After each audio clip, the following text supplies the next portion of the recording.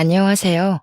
처음으로 이곳에 사연을 쓰게 된 금쪽 같은 아들 하나에 옥 같은 딸 하나를 두고 있는 40대 여성입니다. 저는 지금 작은 인터넷 쇼핑몰을 운영하고 있어요. 큰 사업체는 아니더라도 그래도 꽤 매출이 괜찮습니다. 제가 처음 사업을 시작한 것은 혼자 아들을 키워내야 했기 때문입니다. 그때 당시 남편이 없었거든요. 그리고 거짓말처럼 그 남편 덕분에 사업이 번창하게 되었습니다. 이제 이야기해 드리겠습니다.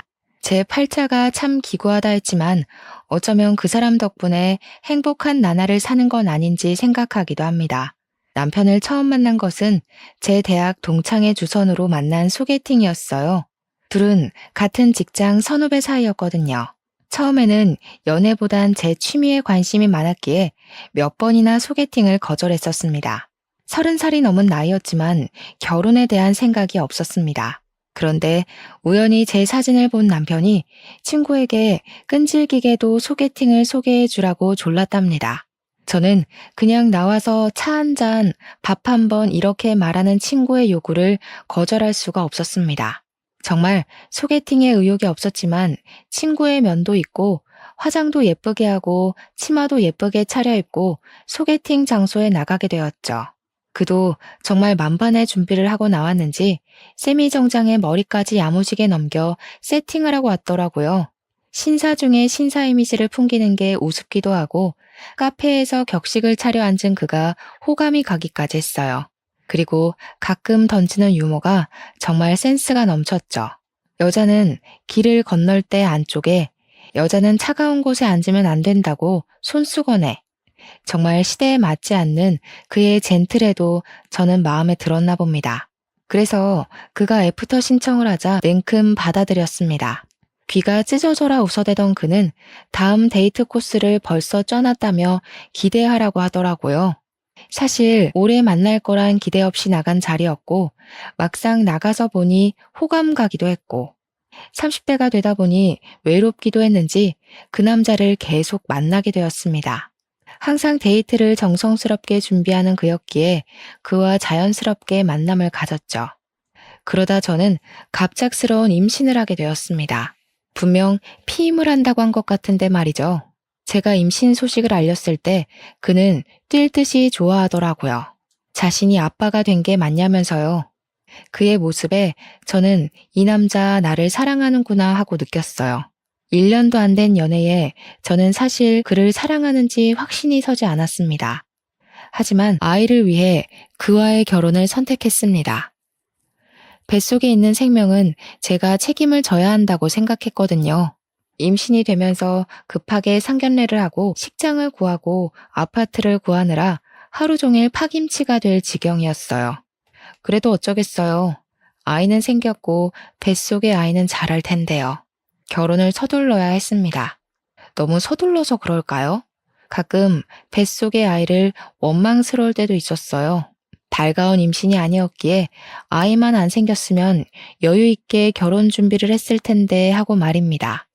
집을 계약하고 결혼식장에서 미리 예복을 입어볼 때였어요. 아랫배가 묵직하면서 너무 아파지는 거예요. 저는 드레스를 입은 채로 쓰러졌습니다. 급하게 응급실로 실려가고 자궁외 임신으로 긴급 수술을 해야 한다고 하더군요. 자궁에 정상적으로 착상을 한 게 아니라 제 왼쪽 나팔관에 착상을 해서 자궁외 임신이 되었다고 했습니다. 조금 늦게 발견했는데 더 늦었다면 나팔관 파열로 큰일 날 뻔했다고요. 아이가 들어있는 나팔관을 어서 잘라내야 한다고 하더군요. 순간 눈물이 왈칵 흘렀습니다. 결혼 준비로 제때 산부인과에 가서 진찰을 받지 않아서 그런 건 아닌지, 제가 아이를 환영하지 않아서 생긴 일은 아닌지, 아이가 제가 원망한 걸 알아서 그렇게 된 일은 아닌지 머릿속에 별별 생각이 들더라고요. 아이는 그렇게 제 한쪽 나팔관과 함께 저와 헤어져야 했습니다. 처음부터 아이를 환영했다면 얼마나 좋았을까 후회하고 또 후회했습니다. 수술을 하고 정신이 드니 남편이 제 손을 꼭 잡고 괜찮다고 아이야 결혼 후에 또 가지면 된다고 다독이더군요. 하지만 어른들의 생각은 항상 우리의 예상과 비켜가잖아요. 저희 역시 다르지 않더군요. 그때 병원으로 찾아온 시어머니와 시아버지는 저를 보시자마자 남편과 저에게 닥달을 하셨습니다. 아니, 뭘 어떻게 했길래 아이가 착상을 엄한 곳에 해? 제 몸에 이상 있는 거 아니냐? 이제 나팔관도 하나 없다면서. 그럼 임신은 가능하긴 한 거야? 아유, 어머니 걱정하지 마세요. 나팔관 하나 잘라냈어도 나머지 하나가 있잖아요. 금방 생긴 아기니까 결혼 후에도 금방 생길 거예요. 뭘 그렇게 걱정을 하고 그러세요. 저는 둘의 대화에 꿀먹은 벙어리가 되어야 했습니다. 아이를 잃은 엄마가 왜 죄인 심정이 되어야 하는지 그제야 알겠더라고요. 아무 잘못도 없었지만 저는 그들 앞에서 죄인이 되어 있었습니다. 방금 의사 만나고 왔다. 나팔관 하나만 남으면 그만큼 임신율이 떨어진다고 하더구나. 그래가지고 정상적인 애를 낳긴 하는 거야? 문제 있는 애 낳지 말라는 법도 없잖아. 당장 이 결혼 취소해. 처음부터 애부터 달고 오는 애를 거두는 게 아니었어. 어머니, 무슨 말을 그렇게 말하세요? 그래도 제 아이 엄마입니다. 제가 사랑하는 사람이고요. 저 사람 혼자 애를 만들었어요. 저도 같이 만들었어요. 그만 좀 하세요. 저희 결혼이고 저희가 함께하길 원해서 하는 결혼입니다. 시어머니는 얼굴이 새빨개지셔서 가방으로 남편을 때리셨어요. 내가 이런 놈을 낳고 미역국을 대접으로 먹었네. 이런 등신 같은 놈을 낳아놓고 이제껏 살았어. 지 엄마는 안중에도 없고 지 옆에 내 편만 들어 아주. 시어머니는 화가 머리 끝까지 화가 나셔서 시아버지와 함께 병원에서 나가셨습니다. 남편은 제 어깨를 토닥이며 미안하다고 하더군요. 남편은 손이 귀한 집의 5대 독자였습니다. 그래서 아이를 가지면서 시부모님께서 저희 결혼을 흔쾌히 받아들이셨던 것이었습니다. 그런 귀한 집의 손주이니 아쉬워서 저러시나 보다 이해하고 이해하려고 노력했어요. 남편은 병원에 있는 동안 정말 저를 지극정성으로 돌봤어요. 병원에서 출근하고 병원으로 퇴근하고 그 모습이 너무 고마웠어요. 아이를 잃었지만 전 남편을 얻었구나 생각했거든요. 그만큼 남편의 결혼 의지가 대단했고 시부모님의 반대에도 남편의 적극적인 결혼 진행으로 인해 무사히 결혼식을 올리게 되었습니다. 하지만 저의 10월드는 남편이 막아주지 못하더군요. 시어머니의 진노에 당연히 찾아올 거라고 예상은 했지만 시어머니의 임신 요구는 점점 심해지셨습니다. 전화를 하셔서 생리 주기부터 관계 빈도수까지 묻기 시작했습니다. 저는 엄청난 스트레스를 받기 시작했어요. 그리고 결혼 달수가 지날수록 시어머니의 저를 향한 비난이 시작되었습니다. 애초에 몸에 문제가 있는 애를 들이는 거 아니라고 했지? 거 봐라. 결혼한 지 반년이 다 되어가도 애가 생기니? 어디 생길 기미도 안 보이는데. 어머니, 이제 겨우 반년이에요. 이 사람 정말 노력하고 있어요. 아침부터 꼬박꼬박 보약 먹고 출근하고 집에 와서는 임신에 좋다면서 운동도 열심히 한다고요. 이런 바보 같은 게. 그랬다면 진즉 생기고도 남았겠다. 예, 새아가, 네가 말해봐라. 왜 임신 소식이 없는지 네가 이야기해봐. 저는 어깨를 움찔거리며 어머니를 쳐다보다가 고개를 내리깔았습니다. 당장 너 그 일부터 그만두고 병원부터 다녀라. 나이가 30대 중반이면 이제 노산이다. 지금 아니면 임신도 못해. 알겠니? 애를 만들어서 일을 하든 애를 낳아놓고 일을 하든 그때 가서 해라. 알겠냐? 저는 작게 네라고 대답을 할 뿐이었습니다. 35살이 지나면 노산이라는 말은 들어봤습니다. 전 아직 30대 초반이었지만 어머님 말대로 이 시기가 지나면 임신이 어려울 수도 있다는 생각을 하게 되었습니다. 일단 저는 나팔관 하나가 없었으니까요. 그만큼 랜덤으로 임신 확률이 떨어지는 거니까요. 지금 생각하면 애를 못 낳는다고 뭘 그렇게 쥐잡혀 쭈그려져 살았는지 조금 더 당당하면 좋았을 걸 하는 생각이 듭니다. 남편을 소개해준 제 친구에게 이런저런 속풀이를 하며 저를 달래었습니다. 친구는 아직 미혼이었기에 저를 다 이해하지는 못하는 듯 했지만 그래도 위로하고 만나면 밥도 사주며 저를 달래주었어요. 자신도 남편을 소개해준 책임감 같은 게 있다나요? 참 좋은 친구를 두었다 싶었죠. 그렇게 어머님 성화에 못 이겨 저는 결혼한 지 1년 만에 직장을 그만두어야 했습니다. 오랫동안 지냈던 직장을 그만두고 제가 한 일은 임신을 위한 일이었습니다. 친정엄마는 그런 저를 보고 속상해 하시면서도 임신에 좋다는 음식을 꾸준히 해주셨어요. 큰 잉어를 잡아다가 고아 오시기도 하고 흑염소를 잡아다가 한약을 만들어 오시기도 했죠. 왜 그런 말 있잖아요. 딸 가진 죄인. 바로 그게 저희 친정엄마였어요. 왜 엄마까지 시댁 눈치를 봐야 하는 건지 속이 상해서 몇 번이나 괜찮다고 하지 마시라고 해도 엄마는 제게 그게 쉽냐고 10년을 일한 직장을 그만두면서까지 노력하는데 엄마라도 돕게 해달라고 하셨어요. 정말 그때 엄마가 있다는 사실에 감사했답니다. 불임 전문병원에 다니면서 몇 번이나 인공수정을 시도를 했지만 결국 실패를 하고 시험관을 하자는 선택을 하게 되었습니다. 호르몬 주사를 바늘로 배를 찌르는 건 인공수정과 별반 다름이 없었지만 난자를 채취하는데 정말 힘이 들더군요. 난자를 채취를 하면 저는 어김없이 배에 빵빵하게 복수가 차올랐습니다. 튀어나온 배를 보며 여기에 아기가 있었으면 얼마나 좋을까를 몇 번이나 곱씹어서 생각을 했습니다. 그렇게 연달아 시험관을 5번 실패하고 나니 저는 몸도 마음도 병들어갔어요. 자신감도 사라지고 온통 멍이 든 제 배를 보고 쪼그려 앉아 울기를 반복했습니다. 그때도 저를 위로해주는 사람들은 제 남편과 친구였습니다. 임신 준비로 술을 못 먹는 저를 위해 치킨과 콜라만 먹으며 친구는 저를 토닥였습니다. 야, 너무 기죽지 마라. 조금 쉬면서 하는 건 어때? 내 주위에 보니까 시험관 하다가 몇 달 쉬고 아기 생긴 부부도 많다더라. 몇 달 쉬었다가 몸 좀 추슬러서 해봐. 그러다가 너까지 병날까봐 두렵다. 그러니까 그럴까봐. 배가 성한 곳이 한 군데도 없어.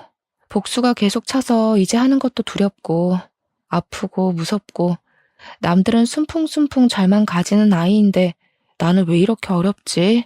에휴, 자기야, 우리 그냥 애기 낳지 말고 우리 둘이 살자. 난 딱히 아이 바라지도 않아. 그냥 당신만 있으면 돼. 내가 우리 부모님께 잘 말해볼게. 우리 둘이 살면서 여행도 다니고 여유롭게 살면 되잖아. 그렇게 이야기해주는 남편이 너무 고마웠어요. 말만으로도 저는 많은 위로를 받았어요. 하지만 그게 말이 쉽나요? 남편은 단 한 번도 시부모님께 그 말을 꺼내지 못했어요. 5대 독자라는데 어머님이 바로 저희의 이혼 이야기를 꺼낼 것이 뻔했으니까요. 그래서 말뿐인 남편의 위로라도 저는 감사하게 생각했습니다. 어느 순간 남편은 지방으로 출장이 잦아지고 일이 바빠지기 시작하더라고요. 한 달에 1번에서 2번 정도는 꼭 지방으로 출장이나 회사에서 밤을 새우는 남편이 걱정되었습니다. 같은 회사를 다니는 친구에게 물어보니 요즘 회사가 한창 바쁘다고 하더라고요. 저는 그를 위해 몸에 좋다는 음식을 해먹였습니다. 시험관 시술을 잠시 쉰다는 저희의 말에 어머님께서 노발대발 하시기도 하셨기에 그에게라도 잘 챙기는 모습을 보여드려야 안심하겠다 싶었어요. 그날도 갈비찜을 해놓고 그를 기다렸습니다. 남편은 오늘도 늦는다고 연락이 왔더라고요. 먼저 밥을 먹으라고요. 어쩔 수 없이 저는 제가 한 갈비찜을 혼자 먹기로 했습니다. 그런데 그날따라 속이 너무 안 좋은 거예요. 아까 음식을 만들 때만도 그렇게 역하지 않았던 것 같은데 한 입 입에 가져다 대었는데 정말 속에서 구역질이 올라오는 게 변기로 가서 빈속을 개어내었어요. 속도 울렁거리고 메스거리는 게 딱 첫 아이 가졌을 때랑 너무 비슷했습니다. 입덧이요. 저는 바로 방으로 가서 임신 테스트기를 가지고 떨리는 마음으로 테스트를 해보았습니다. 그 순간이 얼마나 조마조마하던지. 두 손을 꽉 쥐고 두 줄이 뜨기를 잠시 정말 희미하게 보일랑 말랑 두 줄이 보이는 게 아니겠어요? 하늘을 날아갈 것 같았습니다. 그렇게 기다리고 기다렸던 아이였으니까요. 그래도 그날은 아무에게도 말을 못하겠더라고요. 불면 날아갈라, 혹시라도 좋아하다가 아이가 달아날라, 꼭 배를 끌어안고 잠이 들어서야 남편이 들어온 걸 알았습니다. 심장이 콩닥거리고 입으로는 그에게 말을 하고 싶었지만 그날은 꼭 참고 다음날 산부인과로 갔습니다. 한참을 대기를 하고 기다리고 들어가 진찰을 받았지만 아직 아기 집은 안 보이는 초기인 것 같다고 피검사를 받고 돌아가라고 하더라고요. 초기라서 안 보인다는데 피검사를 받고 돌아오는 내내 불안하고 초조했습니다. 그리고 딱 2시간 후에 산부인과로 임신 4주라는 이야기를 들었습니다. 드디어 기다리고 기다리던 아이가 찾아온 것입니다. 바로 친정엄마에게 전화를 드렸습니다. 엄마는 4주의 입덧이라니 성질머리도 급한 애인가 보다 하시며 웃으셨어요. 그리고 시댁에게는 알리지 못하고 남편을 기다렸습니다. 전화하면 기뻐할 것을 알았지만 또 전처럼 같은 실수가 되풀이되면 어쩌나 하는 불안감이 컸던 것 같아요. 남편은 그날도 밤이 늦어서야 집에 들어오더군요. 저는 남편에게 테스트기와 피검사로 4주차라는 것을 알려주었습니다. 그런데 남편의 표정이 하나도 기쁜 표정이 아닌 겁니다. 딱딱하게 굳어있는 그의 표정에는 미소가 없었습니다. 첫 아이 때와는 너무 다른 그의 표정에 저는 실망을 감출 수가 없었어요. 아이가 생긴 게 기쁘지 않냐고 물었더니 기쁘다. 딱 이 한마디 하는 겁니다. 얼마나 기다리던 아이인데 어떻게 저 한마디로 퉁치려 하는 건지 저는 도저히 이해가 되질 않았습니다. 친구에게 전화를 걸어 그가 변했다. 그 사람 혹시 바람난 거 아니냐부터 해서 온갖 푸념을 했습니다. 다음날 바로 친구가 집으로 찾아왔더라고요. 선배, 진짜 너무한 거 아니에요? 와이프가 아이를 가졌으면 들쳐안고 좋아하지 못할 망정. 좋다는 표현도 제대로 안 했다면서요? 어떻게 그래요? 나도 물론 좋지. 그런데 또 전처럼 그렇게 좋아했다가 그럴까봐 너무 걱정돼서 그렇지. 이번이 마지막인 것 같기도 하고. 마지막이라니? 무슨 말이 그래. 우리 둘째도 낳아야지. 안 그래?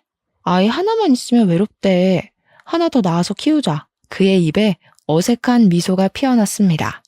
그도 첫 아이를 잃고 저만큼 많이 힘들어했구나 하는 생각이 들었어요. 같은 부모니까요. 그를 꼭 끌어안고 이번엔 괜찮을 거라고 위로를 해주었습니다. 이번에는 절대 아이를 지켜내겠다는 결심으로 절대로 무리한 일을 하지 않았습니다. 그렇게 아이는 제대로 제 자궁에 예쁘게 안착을 잘 해주었습니다. 작게 불러오는 배가 신기해 자꾸 손으로 문질러보고 아직 듣지 못한다는 걸 알면서 말도 걸어보았습니다. 그렇게 저는 드디어 아이가 안정기에 들어설 때였습니다. 남편이 필리핀으로 출장을 가게 되었습니다. 그의 짐을 하나 챙겨서 캐리어에 넣으면서도 서운한 마음에 입을 삐죽거렸어요. 남편은 며칠 안 걸리는 일이니 일주일 안으로 오니까 걱정하지 말라는 말을 하더군요. 저는 그를 보내기 싫었지만 출장이라니 아무 말도 못하고 그를 보내야 했습니다. 그렇게 그가 떠나고 한 3일이 지났을까요? 필리핀 현지에서 큰 태풍으로 초토화되었다고 방송이 되더라고요. 저는 걱정이 되어서 남편에게 전화를 걸었습니다.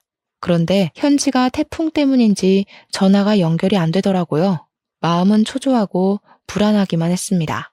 같은 회사에 다니니 친구에게 전화를 걸어보니 친구도 전화를 받지 않는 겁니다. 저는 신랑이 묵는 호텔에 전화라도 걸자는 심정으로 남편 회사로 전화를 걸었습니다. 그런데 저는 거기서 황당한 이야기를 들었습니다.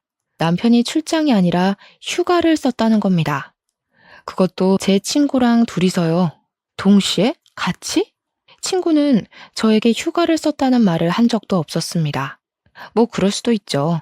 친구 사이에 휴가를 일일이 썼다고 보고하진 않잖아요? 며칠 전 친구와 전화했을 때만 해도 회사가 바빠서 아무 데도 못 간다. 너희 남편도 출장 때문에 애 많이 먹는다. 이랬거든요. 저는 철석같이 믿을 수밖에요. 다시 남편 회사의 출장 스케줄에 대해 물어보았습니다. 웬걸? 지난 1년 동안 남편에게는 출장이 없었습니다. 저는 감쪽같이 속아왔던 겁니다. 남편과 친구에게, 그리고 감이 왔습니다. 이 두 사람 나에게 숨기는 게 있다는 걸요. 그제야 남편이 왜 아이를 반기지 않았는지, 친구가 빈번하게 저에게 전화를 걸며 어디 있냐고 확인을 했는지 알게 되었습니다. 그럴 거면 처음부터 둘이 사귀지 왜 저를 소개시켜 준 걸까요? 하늘이 원망스럽고 믿었던 친구와 남편의 배신으로 세상이 무너져 내렸습니다. 그러던 중 경찰서에서 전화가 와서 남편이 실종되었다고 하더라고요. 시댁이며 친정이며 난리가 난 와중에 남편과 같이 있던 친구가 보름 만에 한국으로 돌아왔습니다. 고개를 숙이고 제 앞에 서 있는 친구에게 저는 뺨을 내리쳤습니다. 사실 그걸로도 모자랐죠. 그 당시 제 심정으로는 몸통이라도 내리치고 싶었거든요. 네가 어떻게 나한테 이럴 수가 있어? 내 남편이랑 나를 속이고 그동안 만났던 거야? 도대체 왜? 그럴 거면 차라리 이혼하라고 하지 왜 속였냐고. 처음에는 그냥 실수였어. 선배가 너무 힘들어해서 같이 술을 마시다가 같이 자게 됐는데 끊을 수가 없더라고. 그를 사랑하게 되었으니까. 어? 사랑? 그럼 그때라도 말했어야지. 너희들 사랑의 노름에 나까지 끼워놓지 말고 그냥 순순히 이혼하라고. 내가 그럼 그 사람이랑 계속 살았겠어? 아이까지 가졌는데. 그럼 이제 어쩔 셈이었는데? 유부남의 애아빠에 너는 나한테 미안하지도 않니? 그게 왜 내 아들 탓이냐? 네가 빨리빨리 애를 가졌으면 우리 아들이 그렇게 힘들어했겠니? 이야기 들어보니 그동안 얼마나 마음고생이 심했으면 남편이 밖으로 돌아. 어머니, 무슨 말씀을 그렇게 하세요? 남편이 바람난 게 저 때문이란 말 너무 하시네요? 이제 아이도 가졌는데 앞으로 어떻게 하라고 그런 말을 하는 거예요? 그러니 있을 때 잘하라는 말이 왜 있는데 그렇게 떽떽거리니 우리 아들이 밖으로 놔두는 것도 무리가 아니다. 그깟 애 하나 가졌다고 유세 부리냐? 아비 잡아먹은 애를 누가 반긴다고 그렇게 얼굴 빳빳하게 들고 서 있나 몰라? 사돈, 듣자 하니까 말 좀 가려서 하세요. 여기 저희도 있는 거 안 보이세요? 그동안 저희 애한테 그런 식으로 말씀하신 거예요? 시어머니는 친정엄마를 위아래로 훑어보셨어요. 이래서 사람은 가려서 사귀라는 말도 있는데 내가 집에 사람 하나 잘못 들여서 이게 무슨 꼴이냐? 지금 내 아들은 살았는지 죽었는지도 모를 판에 아휴, 내가 말을 말아야지. 시어머니는 획 돌아서 가버리셨어요. 아무리 아들이 사라졌다지만 시어머니의 냉정함에 혀를 내둘렀어요. 어떻게 저렇게 태연하게 계실 수가 있는 건지, 혹시 남편은 주워온 아이가 아닌지 의심까지 들 정도였어요. 저는 배를 끌어안고 울고 또 울었어요. 갑자기 남편도 사라졌는데 아이 또한 아빠가 사라졌으니까요. 제대로 사랑 한번 못 받아본 아이가 가여웠어요. 돌아온다고 해도 바로 이혼을 할 생각이었으니까요. 그래도 이렇게 손 놓고 있을 수만은 없었습니다. 아이의 아빠니 일단 찾아놓고 죽이던지 살리던지 머리를 죄다 뽑아놓든지 하자고 생각하고 여기저기 전화를 돌리면서 남편을 수소문하기 시작했어요. 도움이 될까 싶어 교포 사이트에 들어가서 태풍 현지 소식도 보기도 했는데 워낙 큰 관광지라서 누가 사라져도 모를 정도더군요. 도저히 한국에서는 찾을 방법이 없을 것 같아 제가 직접 필리핀으로 가봐야겠다고 생각했습니다. 친정에서는 홀몸으로 어디 가냐고 저를 말리시더라고요. 이제 겨우 안정기를 지났는데 위험하다고요. 저 대신 친정아버지가 필리핀에 가서 알아보신다고 필리핀으로 이사 가시고 저는 집에서 엄마와 함께 지내게 되었습니다. 그런데 황당한 건 시부모님은 남편을 찾을 생각조차 안 하는 겁니다. 손 놓고 아무것도 안 하시고 궁금해하지도 않는 겁니다. 5대 독자가 귀환해 남의 집 대를 끊어놓네 마네하며 구박하실 때는 언제고 막상 아들이 실종됐는데 찾지를 않는다는 게 이해도 안 됐지만 남은 정마저 끊어놓은 사건이 일어나게 되었어요. 친정엄마와 있는 저희 집으로 시부모님께서 찾아오셔서 남편 사망보험금 수익자를 바꿔놓으라는 겁니다. 너희 남편 사망보험금 알지? 왜 결혼할 때 너희들 보험 들었잖아. 그거 수익자 이전 좀 하자. 우리 앞으로 돌려놓으렴. 네? 지금 무슨 말씀이세요? 그거 실비랑 사망보험금 얼마 나오지도 않았어요.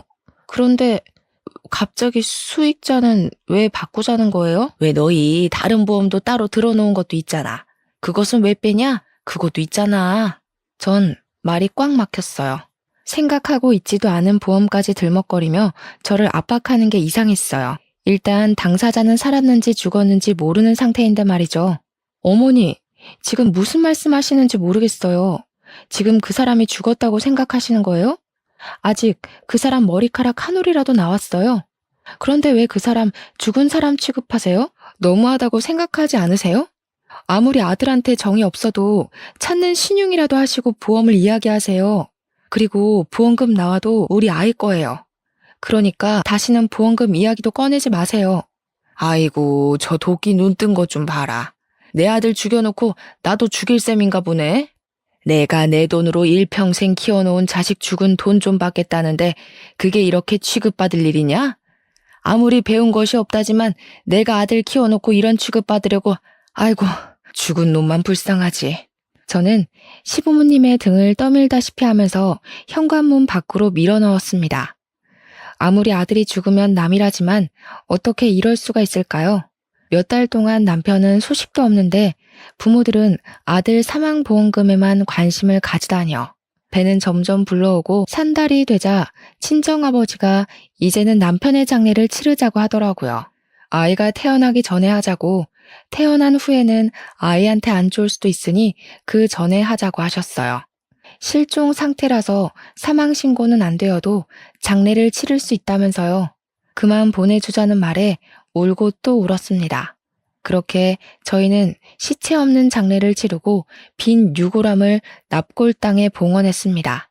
그런데 그날에도 시댁에서는 코빼기도 안 비치더라고요. 아들은 안중에도 없고 보험금만 이야기만 하시는 게 원망스럽기까지 했어요. 장례를 치르고 나니 이제 정말 그 사람은 저의 마음속에서도 죽은 사람이 되었습니다. 그래서 보험도 정할 겸 보험사에 문의를 했습니다. 보험사에서는 실종 5년이 되면 받을 수 있다고 말하더군요. 저는 수해 피해자들은 특별 실종으로 간주되지 않느냐고 물었습니다. 그럼 1년이 지나면 사망으로 인정해준다고 들었거든요. 일단 남편은 태풍으로 실종된 상태였으니까요. 실종 당시 비슷한 사람이 발견되어서 실종 5년이 있어야 한다는 겁니다. 비슷한 사람? 이라는 말에 저는 아직 남편이 못 돌아오고 있는 것은 아닌지 의심이 들었습니다. 현지에서 발이 묶여있을지도 모른다는 생각이 들었거든요. 하지만 적극적으로 찾는 것을 그만두었습니다. 시댁이나 남편이나 이제 돌아와도 정남이가 뚝뚝 떨어져 신경 쓰고 싶지 않았거든요. 차라리 죽으면 돈이라도 받지 하는 생각이 들었습니다. 바람 피우다가 돌아온 남편 뭐가 좋다고 반기겠어요. 저는 아이를 혼자 낳아 기르게 되었습니다. 예쁜 아들을 낳은 것까지는 좋았는데 육아라는 게 보통 일이 아니었어요. 결국 저는 집을 내놓고 친정으로 들어가서 살게 되었어요. 일을 하면서 아이를 돌볼 수가 없었거든요. 그러면서 아이를 돌보면서 할 수 있는 일을 찾아보게 되었습니다. 인스타에서 아이들의 용품을 올리면서 파는 지인을 보게 되어 저도 같은 일을 하게 되었습니다. 그런데 벌이가 변변치가 않더군요. 아이는 자라고 돈 들어갈 때는 많아지는데 어떻게 할 수가 없으니 저는 자연스럽게 친정의 애를 맡기면서 다른 일을 병행했습니다. 낮에는 인스타 상품을 올리고 포장하고 배송하고 저녁에는 갈비집에 불판을 닦는 일을 했어요. 그런데 그곳에서 열심히 불판을 닦는데 누가 저를 알아보더라고요. 얼굴을 들어보니까 제가 아이들 운동화를 떼어다 파는 도매집 사장님이셨어요. 그는 왜 여기서 일을 하냐고 묻더라고요. 그는 워낙 서글서글한 사람이라서 그간 사정을 말을 했습니다. 그 뒤로 제가 짠해 보였는지 도배집을 들릴 때마다 아들 주라고 과자나 장난감을 쥐어주는 거예요. 아들이라도 데리고 가는 날이면 아들이 예뻐 죽겠다고 난리가 났습니다. 참 애들을 좋아하는 사람이라고 생각했는데 그가 저에게 데이트 신청을 하더라고요. 관심이 있다면서요. 하지만 전 그의 말을 거절했어요. 어쩌면 정말 남편이 살아있다면 이건 불륜이었고 그때 저는 연애할 틈이 나질 않았거든요. 그래도 그는 저를 찾아오며 가며 저와 아들을 알뜰살뜰 보살피더라고요. 기다린다면서 남편이 돌아와도 이혼이라는 걸 그는 알았으니까요. 참 듬직한 남자였어요. 그렇게 남편이 실종되고 5년이라는 시간이 후딱 흘러가더라고요. 저는 생각도 못하고 있었는데 경찰에서 전화가 왔어요. 사건 종결할 테니 남편 사망 처리하라고 하더군요. 귀찮은 말투에 해외 사건이니 이런 건 찾기 불가능이라고 툭 던지는 말투에 깊은 숨을 내쉬었습니다. 살아있으면 진작 왔을 시간이니 그의 사망 신고를 하고 저는 보험금이라도 위자료로 받아야겠다 생각했습니다. 그렇게 보험사로 가서 보험 문의를 하니 보험금이 제가 예상한 2억 5천이 아닌 7억이었습니다. 뭐가 이렇게 많나 봤더니 남편이 다른 보험 하나를 따로 들어놓고 불륜 여행 주제에 여행 보험까지 들어놓고 갔더군요. 참 기가 막히죠. 그래도 저는 그 돈을 감사히 받았습니다. 아들 잘 키우라고 돈은 넉넉하게 남겨뒀네 생각했습니다. 그리고 그 돈을 가지고 인스타의 작은 쇼핑몰이 아닌 인터넷의 쇼핑몰을 차렸습니다. 본격적으로 일을 시작하니 인스타에서 입소문이 크게 나면서 대박을 터뜨렸습니다. 드디어 숨이 트이는구나 싶었어요. 죽은 남편 덕이라고 생각했죠. 양심은 있구나 하고요. 그리고 거래처 사장이었던 그가 저에게 청혼을 했습니다. 남편도 사망 신고도 했고 사업도 자리 잡혔으니 자신을 받아주라고요. 5년 동안 한결같은 그를 어떻게 싫다고 할까요? 저희는 바로 결혼을 했습니다. 결혼을 하기 전까지 저는 그가 부자라는 사실을 몰랐습니다. 그는 이미 빌딩 몇 개를 소유할 정도로 그 지역에서는 유명한 재력가였더라고요. 왜 말 안 했냐 물어보니 악바리같이 버텨내는 저를 보고 나 돈 많으니 나한테 기대라는 말을 못했다네요. 재수없어 보일까봐 그때 당시 저는 그에게 곁을 내주지 않았었으니까요. 참 섬세하고 따뜻한 사람이었어요. 축복은 연달아 생겨온다고 하잖아요. 그 축복이 저에게 또 찾아왔어요. 그와 결혼한 지 몇 달 되지 않아 저는 둘째를 가지게 되었습니다. 그렇게 그 전에 바라고 바라던 임신이 그를 만나고는 순식간에 이루어지다니 그를 만난 것이 저에게 축복이자 선물 같았습니다. 그는 드디어 아들에게 동생이 생겼다고 얼마나 좋아하던지 그 모습에 또 감동을 했습니다. 그렇게 행복한 시간을 보내고 있는데 갑자기 누군가 현관문을 두드리며 초인종을 신경질적으로 눌러대는 겁니다. 제가 나가보니 전 시부모님이었습니다. 정확히는 실종된 남편의 부모님이죠. 그리고 그 옆으로 제 남편과 불륜을 저지른 친구가 있는 겁니다. 왜 찾아왔냐고 물어보니 전 남편의 사망보험금을 내놓으라는 겁니다. 네가 우리 아들 보험금 받아갔냐? 어디서 배워먹지 않은 행동이야? 응? 다른 남자랑 결혼했으면 내 아들 돈을 우리한테 줘야 하는 거 아니냐? 빨개진 어머님의 얼굴을 보고 저는 이를 꽉 깨물었어요. 그 돈은 절대 뺏길 수 없는 제 아들 돈이었습니다. 아빠에게 유일하게 받은 거니까요. 그게 왜 어머니 돈이에요? 수익자는 저로 되어 있어서 제가 받아온 건데요. 그리고 그 아들도 여기 버젓이 살아있고요. 제가 왜 드려야 하죠? 아들은 다리를 꽉 끌어안고 처음 본 친할머니, 친할아버지를 물끄러미 보더라고요. 닮은 구석이 하나도 없는데 어디서 내 아들 새끼라고 말하는 거야? 다른 남자랑 생긴 아이인지 어떻게 알겠니? 남편 사망 신고하자마자 결혼해서 살면서 뭐가 잘났다고? 돈이나 내놔. 무슨 말을 그렇게 하세요? 아무리 정이 없다고 해도 어머님 손자예요. 그리고 그 돈은 절대 못 내놔요. 바람 피우다 죽어놓고서 딸랑 그거 남겨놓았는데 제가 왜 줘요? 아들은 울음을 터뜨리고 시부모님과 제 친구는 집 안으로 들어오며 물건을 집어던지기 시작하더라고요. 저는 아들을 꼭 끌어안고 버텼습니다. 퇴근하고 돌아온 남편은 두 눈을 동그랗게 뜨며 소리를 쳤습니다. 지금 뭐하는 짓들입니까? 홀몸도 아닌 사람한테 남의 집에서 뭐하는 짓이냐고요? 당장 나가세요. 당신이 지금 제 편이야? 그새 애까지 가졌어? 정말 할 짓 다 하고 사는구나. 내 아들 죽은 돈 내놔. 7억 내놓으라고. 내 아들 죽여놓고 그 돈 가지고 지 팔자 고치고 앉아있어. 불쌍한 내 아들. 아이고, 죽은 놈만 불쌍하지. 시어머님이 바닥에 앉아서 통곡을 하지 친구는 어머니의 팔을 잡고 저를 노려보더라고요. 제가 시어머님을 그렇게 만든 것처럼요. 남편은 화가 났는지 바닥에 주저앉은 시어머님을 질질 끌고 현관까지 갔습니다. 7억이요? 드릴게요. 드리면 되죠? 당장 나가세요.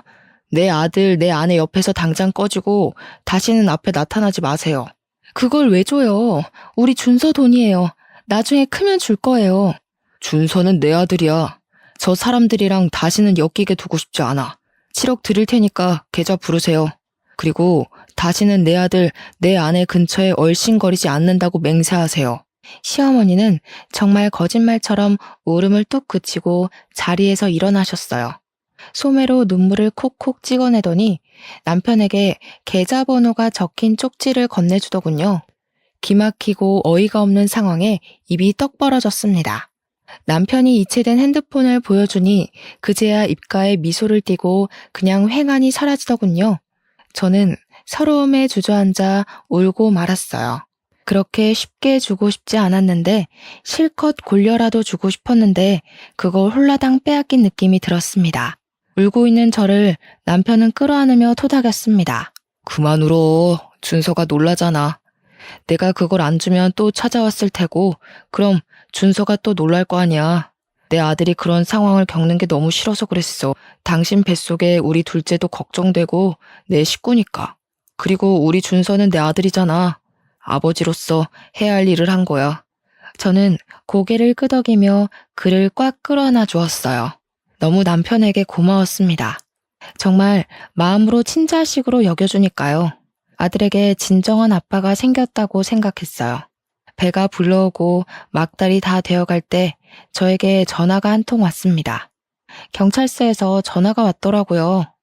보험 사기로 연루되었으니 출석하라고요. 보험 사기라니 무슨 말도 안 되는 일인가 싶었어요. 그가 사망해서 정당하게 보험금을 받았을 뿐인데 갑자기 겁이 덜컥 나더라고요. 보험금 받은 것도 다 뺏겼는데 사기라니. 남편은 혼자서는 못 보내겠다고 같이 가겠다고 하더군요. 그렇게 배불뚝이 상태로 뒤뚱거리며 경찰서로 갔습니다. 경찰서에 가서 보니 전 남편과 시부모님, 제 친구가 나란히 앉아 있는 겁니다. 전 남편의 몰골은 가관이 아니었습니다. 덥수룩한 수염에 머리도 산발이 되어서 저를 힐끔거리더니 고개를 다시 숙였습니다. 살아있었더라고요. 그것도 사지 멀쩡히. 기가 막히는 현실에 웃음도 제대로 나오지 않았습니다. 형사님 앞에 앉아서야 제대로 된 상황을 들었습니다. 태풍 당시 남편과 친구는 바닷가 옆 호텔에서 묵고 있었답니다. 바람이 휘몰아치는데도 사진 한번 찍어보겠다고 바닷가로 나갔다가 파도에 휩쓸렸고 친구는 다행히 호텔로 돌아왔더랍니다. 파도에 떠밀려 구사일생으로 옆 섬까지는 살아서 갔는데 말도 안 통하는 곳에서 태풍으로 고립되었대요. 한국으로 전화가 닿긴 했는데 실종됐다는 말에 머리로 재빨리 보험금 계산을 했나 봐요. 대충 7억 정도 받을 수 있다는 생각에 1년만 버티자 생각했는데 그 통화가 실마리가 되어 5년까지 늘어났더랍니다.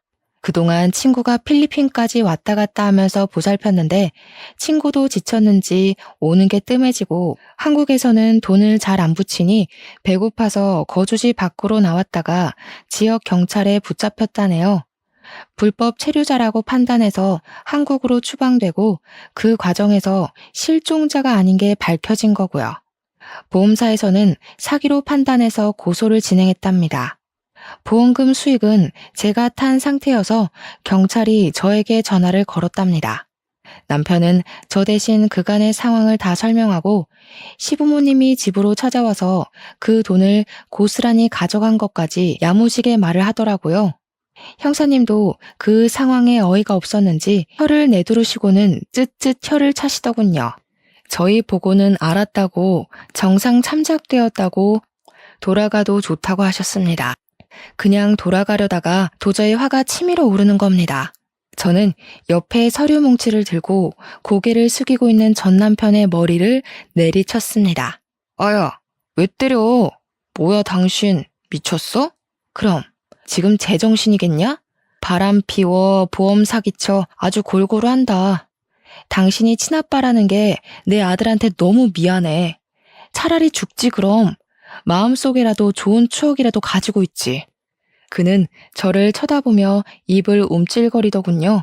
우리 애는 잘 크고 있는 거야? 우리 집안 6대 독자잖아. 잘 키워. 내가 해준 건 없어도 애 아빠잖아. 나중에 만나면 내가 잘해준다고. 아빠가 보고 싶다고. 내가 이런 건 다 너를 잘 키우려고 한 일이라고. 당신도 알잖아. 돈 없이 살면 얼마나 고생해. 그래서 그런 거야. 제 남편은 어이가 없다는 듯이 전 남편을 노려봤습니다. 죄송합니다만 준서는 제 아들입니다. 아버지 노릇 제대로 하지도 못하고 아들 키우려고 아등바등 사는 여자한테 남은 돈마저 빼앗아 가놓고 그게 할 말입니까? 같은 남자로서 이 사람에게 부끄러워서 제가 얼굴을 다 못 들겠더군요. 준서는 법적으로 마음으로도 저를 아빠라고 생각하고 있습니다. 그동안 그렇게 키웠고요. 다신 그 입에서 그런 이야기 안 했으면 좋겠네요. 가자 여보. 저는 그대로 돌아서려다가 다시 서류 뭉치로 남편의 머리를 내리치고서 경찰서 밖으로 나왔습니다. 나중에 지인에게 들은 말로는 남편에게 받아간 7억은 그대로 토해내고 보험 사기로 구치소에 들어갔다고 하네요. 정말 그 말을 듣는데 그동안의 채증이 뻥 뚫리는 것 같았습니다. 그때는 너무 힘들고 지옥 같았지만 이렇게 글로 옮겨졌고 보니 지난 일이 이제는 웃으면서 말할 수 있는 시간이 흐른 것 같네요. 길지 않은 시간이었지만 저에게 상처만 준 결혼 생활에서 저는 금쪽 같은 아들을 얻어왔고 어쩌면 그 덕분에 지금의 제가 있다는 생각도 해봐요. 아등바등 쩔쩔매며 살지 않아도 괜찮습니다. 조금은 내 주장을 펼치며 살아도 괜찮습니다. 오늘도 다짐을 하고 또 해봅니다. 제 사연을 적어 올리게 된 것도 별별 사람들 속에 그래도 참고 또 인내하다 보면 좋은 일이 생길 거라는 겁니다. 원수 같은 전 남편이 저의 사업을 일으켜줬던 것처럼요.